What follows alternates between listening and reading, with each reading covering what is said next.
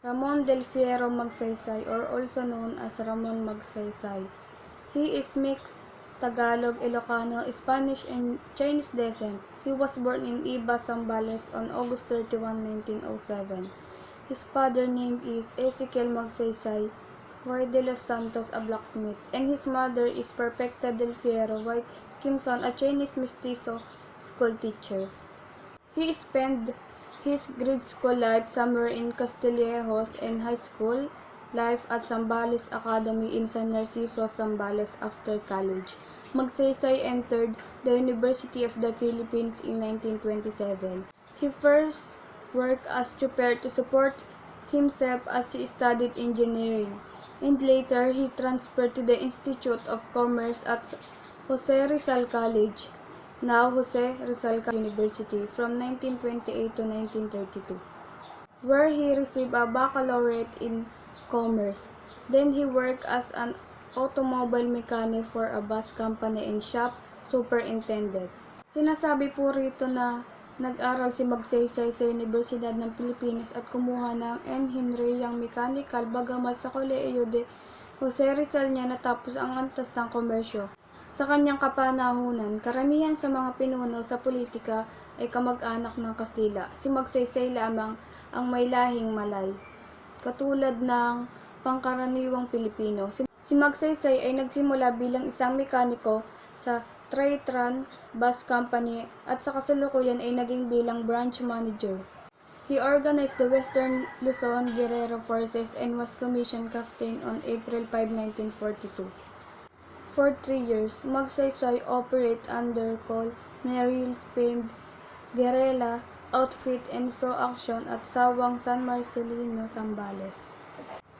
January 29, 1945, Magsaysay was among those instrumental in clearing the Zambales coast of the Japanese.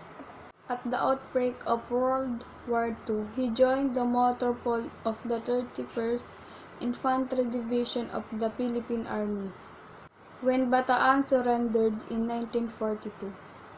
Here he organized the Western Luzon Guerrilla Forces and was commissioned captain on April 5, 1942. Magsaysay operated under Col. Merrill famed guerrilla outfit and saw action at Sawang San Marcelino, Zambales.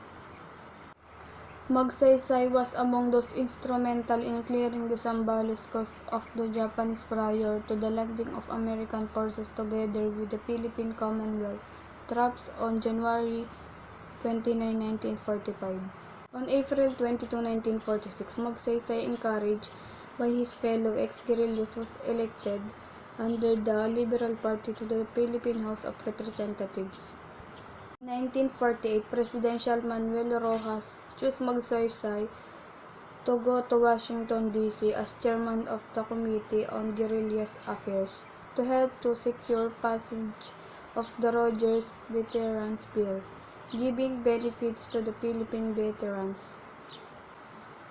In the so-called dirty election of 1949, he was re-elected to a second term in the House of Representatives.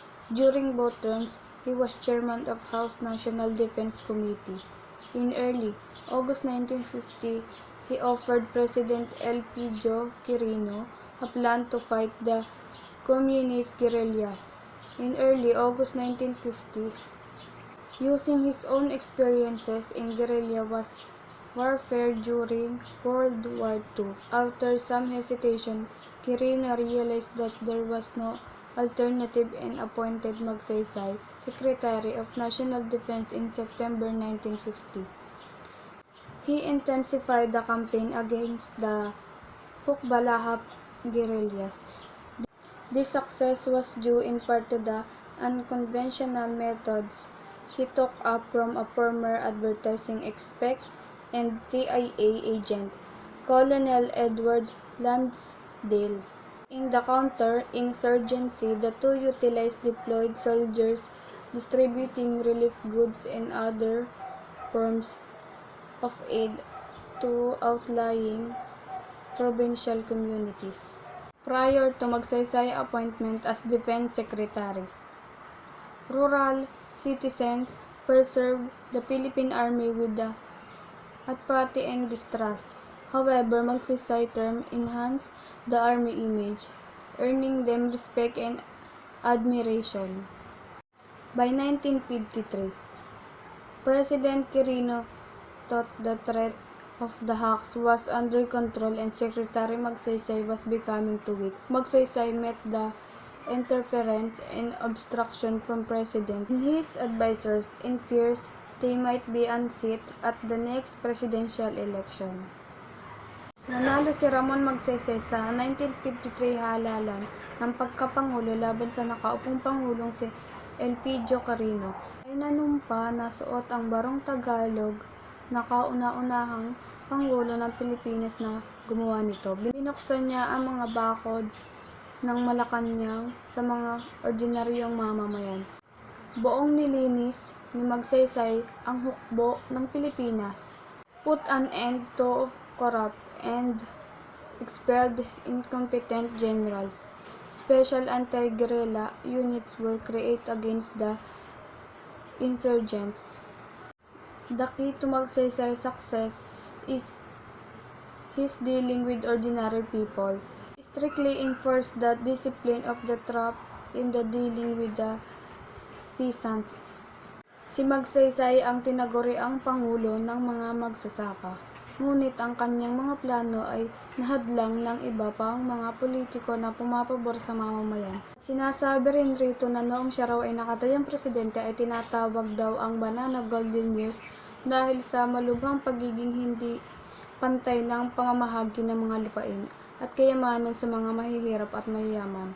Nagpakilala siya ng mga reforma sa lupain, ngunit ang mga ito ay patuloy na hinaharang ng mga konserbatibong kasapi ng Kongreso ng Pilipinas sa maaaring ang mga lupain ay kumakatawan sa kanilang pansariling interes.